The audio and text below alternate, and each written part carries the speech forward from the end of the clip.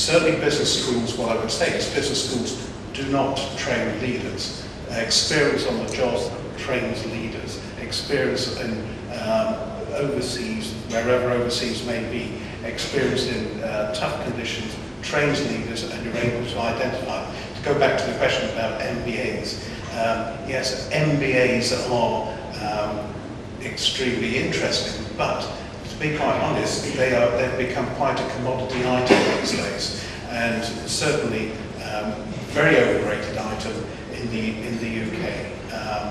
But it depends on the quality of the MBA. We're talking in terms of, say, in UK parlance, a London Business School MBA, which is a 2-year, as opposed to technical college MBA, which is really just a money-grabbing exercise. And I don't mean to offend anybody here, but there are a lot of MBA courses which really, quite frankly, are not really worth the money that people pay to do them. Mm-hmm. So I don't know if I've answered your question, but there has been a dramatic focus on it. But you can think just because I've got an MBA, I'm a brilliant manager. That's not necessarily the case. We've seen plenty of MBAs who, well, you wouldn't go anywhere near them.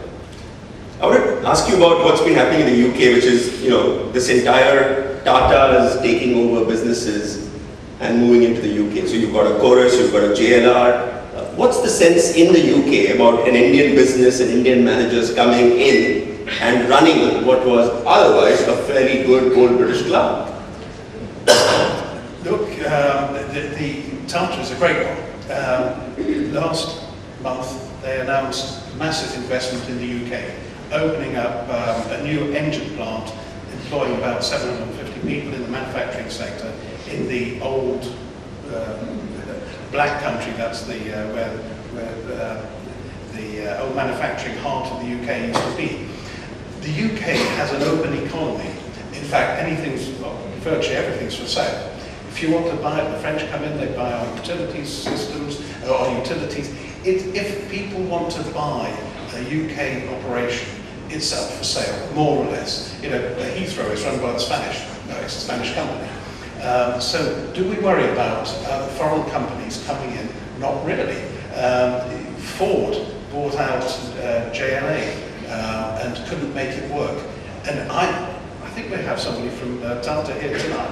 I would dearly love to know, was it luck that has turned around JLR, or was it investment, or was it leadership? I've been trying to find out that answer. Do we worry about it? Not really. But what about, was it Mr. Tata's famous statement about, British managers not going the extra mile and how you can't get a meeting after 5 o'clock and you'd be lucky if you found someone in office after 3:30 on a Friday. Is this, Well, I'm not sure about 3:30 on a Friday because I'm never there.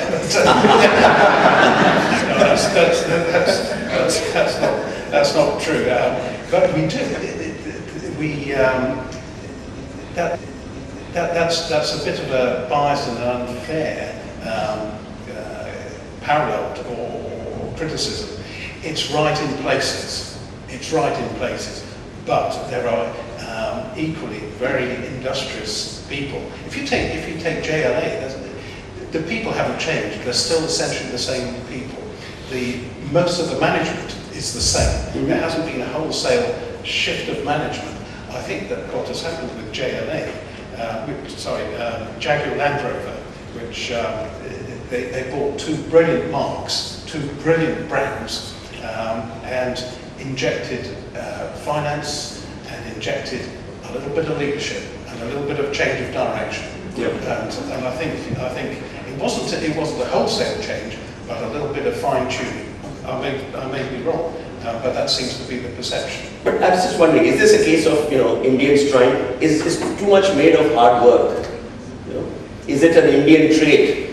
And which we then try and expect other people to try and follow. So I think if I can interject, I think it's not about hard work, it's about the relative aspiration.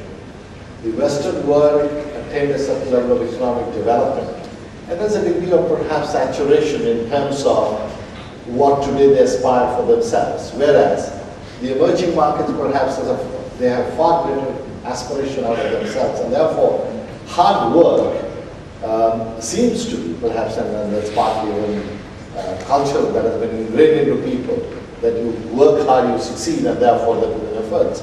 That's not to say there is no innovation.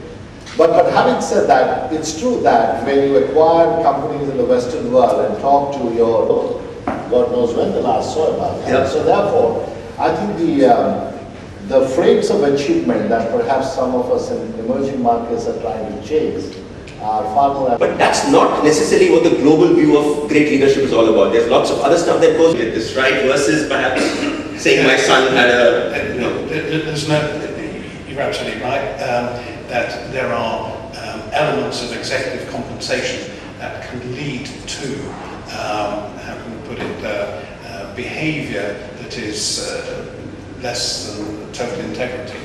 For instance, the way that you bonus people, the way that they're incentivized, can develop an activity or a way of performing or acting which is perhaps not in the best interests of the corporation, and can produce some unwarranted or undemanded results. So yes, there could be a link, but I think, quite frankly, the individuals, they've got to have integrity. You've got to have integrity. Sure. And because without integrity, what do you have? People have got to have trust in the CEO, down to the guy who you don't see what he's doing. Jim was talking about leaders, really on the shop floor you've got leaders. You've got leaders all the way through. But they've got to, it's what people do when you don't watch them. Sorry. Sure. I moved away from the One piece of advice that you would give to a young manager which you'd hope he'd remember for the rest of his life.